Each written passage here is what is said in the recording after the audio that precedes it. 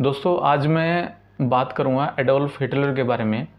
वो एक ऐसा तानाशाह था जिसने जर्मनी पे शासन किया और वो पूरी दुनिया पे शासन करना चाहता था। वो एक निरंकुश शासक था और उसकी पूरी जीवनी ही बहुत ही दिलचस्प रही है।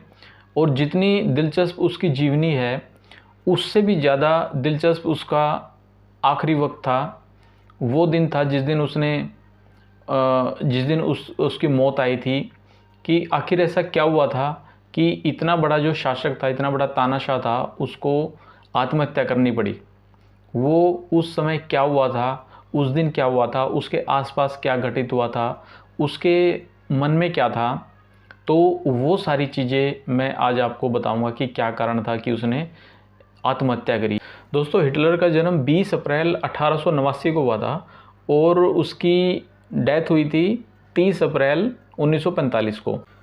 और 1 सितंबर 1939 को एडोल्फ हिटलर ने पोलैंड पे आक्रमण किया था, जिसकी वजह से सेकेंड वर्ल्ड वार जो है वो स्टार्ट हो गया था।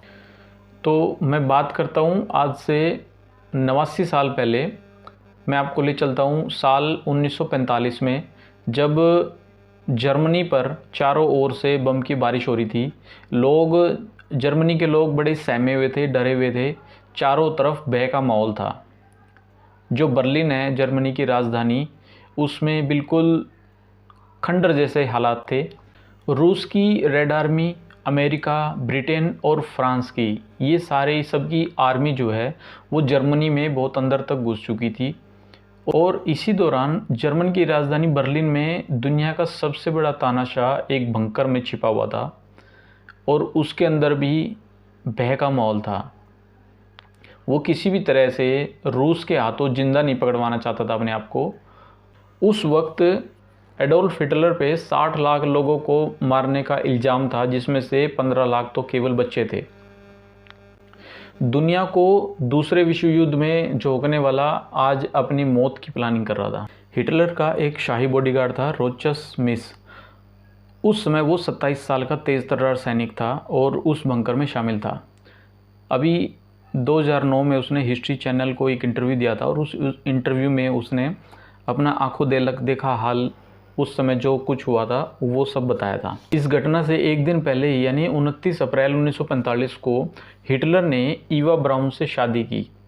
अपनी हार को देखते हुए हिटलर ने शादी का प्रस्ताव रखा और इस प्रस्ताव को सुन के ईवा ब्राउन जो है वो सन्न रह गई। 30 अप्रैल को हिटलर अपने दोस्तों से और अपने जो विश्वास पात्र के जनरल था उनसे मिला और उनसे अंतिम विदाई ली। हिटलर ने अपने सैन्य कर्मियों की आखिरी सलामी ली और बंकर में जाने से पहले उसने अपने विश्वास पात्र सैनिकों से बोला कि मेरी मृत्यु के पश्चात में जो मेरी डेड बॉडी है उसको पेट्रोल छिड़क के जला देना, क्योंकि उसको डर था कि यदि रूसी सेना के हाथों उसकी डेड बॉडी यदि आ गई तो वो पूरी दुनिया के सामने उसकी डेड बॉडी का तमाशा बना सकते हैं। और ये बात कह के हिटलर और ईवा बंकर में एक कमरे के अंदर चले जाते हैं और रोचस मिस वो कमरे के बाहर रहते हैं और तैनात रहते हैं। बंकर में चारों तरफ सन्नाटा पसरा पड़ा था, सबकी धड़कनें तेज़ हो चुकी थी और बर्लिन में उस वक्त कड़ाके की ठंड थी और उसके जो जनरल थे आसपास उनको पसीने आ रहे थे। हिटलर ने ऐसा आदेश दिया था कि आखिरी वक्त में जो ईवा ब्राउन है उसकी पत्नी, उसको साइनाइड की गोली खानी है और जो उसके दूसरे विश्वास पात्र थे उनको भी साइनाइड की गोली खानी है। साइनाइड की गोली का परीक्षण वो पहले ही अपने जो उसका पालतू कुत्ता था एलिशेशन उस पर कर चुका था। मिस कमरे के बाहर अपनी पोस्ट पे तैनात था और कुछ समय बाद ही कमरे के अंदर से एक गोली की आवाज़ आई दाएं करके, और गोली की आवाज़ सुन के सब सदमे में आ गए। सब पूरी तरह से डर गए, लेकिन किसी की हिम्मत नहीं हुई कि वो दरवाज़ा खोल के अंदर देख सके कि अंदर क्या हुआ है। कुछ समय बाद रोचस मिस ने थोड़ी दरियादिली दिखाई और उसने सोचा कि अब शायद मुझे अंदर जाना चाहिए कमरे में और देखना चाहिए कि अंदर क्या कुछ हुआ है। उसने जैसे ही दरवाज़ा खोला, दरवाज़ा खोलते ही उसकी आंखें खुली की खुली रह गई।